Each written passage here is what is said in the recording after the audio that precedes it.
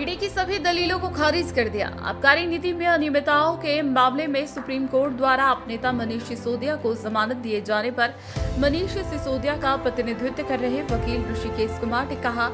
Court ने कहा कि अगर आपके पास सबूत है तो छेड़छाड़ का कोई मामला नहीं बनता। अगर आपने उन्हें इतने लंबे समय तक जेल में रखा है तो यह जमानत के सिद्धांतों के खिलाफ है। चाहे ईडी का मामला हो या धारा 45 का, वहां जमानत का मुख्य नियम लागू होता है। और यह ध्यान में रखते हुए कि मनीष सिसोदिया पहले ही 17 महीने में जेल में रह चुके हैं, सुप्रीम कोर्ट ने ईडी की सभी दलीलों को खारिज कर दिया है और उन्हें जमानत दे दी। कोर्ट ने यह भी कहा कि ईडी ने कोर्ट में जो बयान दिया है कि ट्रायल 6-8 महीने में खत्म हो जाएगा, ऐसा नहीं लगता कि ऐसा होगा।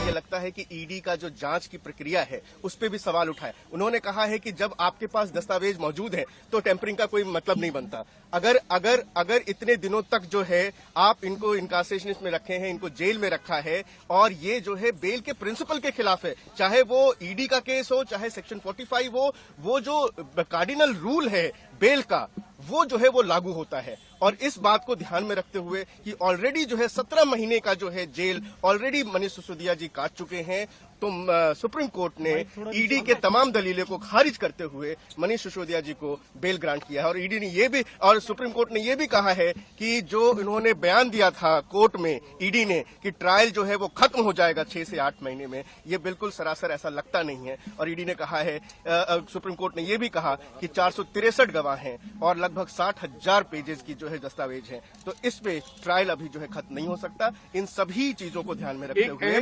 सुप्रीम कोर्ट ने ये कही कि जो अर्जियों वाली बात है जिसमें ट्रायल कोर्ट और हाई कोर्ट ने ये कहा था कि भाई जो इन लोगों की तरफ से अर्जियां दाखिल की गई आरोपियों की तरफ से उसमें देरी हुई, लेकिन सुप्रीम कोर्ट ने कहा कि जो मनीष की तरफ से अर्जियां दाखिल की गई हैं 14 ईडी के मामले में, 13 सीबीआई के मामले में, वो पत्नी से मिलने फाइल पर साइन करने वाली है और मनीष की तरफ से कोई देरी नहीं की गई है ट्रायल शुरू करने में। ये ट्रायल कोर्ट के जो आदेश था कि अपीलेंट यानी कि मनीष सिसोदिया जी ने ट्रायल को डिले किया है, उसको खारिज किया सुप्रीम कोर्ट ने। ये कहा कि जो भी जो एप्लीकेशंस लगी हैं वो एप्लीकेशंस पर्टिनेंट थी, वो एप्लीकेशन जरूरी थी और तभी लगाई गई थी, ट्रायल को डिले करने के लिए नहीं लगाई गई थी। और ट्रायल कोर्ट का फाइंडिंग जो है उसको डिस्कार्ड किया है। और ये भी आज सुप्रीम कोर्ट ने एक बहुत अहम बात कही है कि बेल के मामले में ट्रायल कोर्ट को और हाई कोर्ट को थोड़ा सेंसिटिव होना चाहिए ताकि जो है सुप्रीम कोर्ट में इतनी सारी बेल पिटीशंस ना आए। ये भी मनीष सिसोदिया जी के बेल ऑर्डर में सुप्रीम कोर्ट ने ऑब्जर्व। एक अहम सवाल ये भी कहा कोर्ट ने कि ट्रायल कोर्ट और निचली अदालत को ये समझना चाहिए कि जो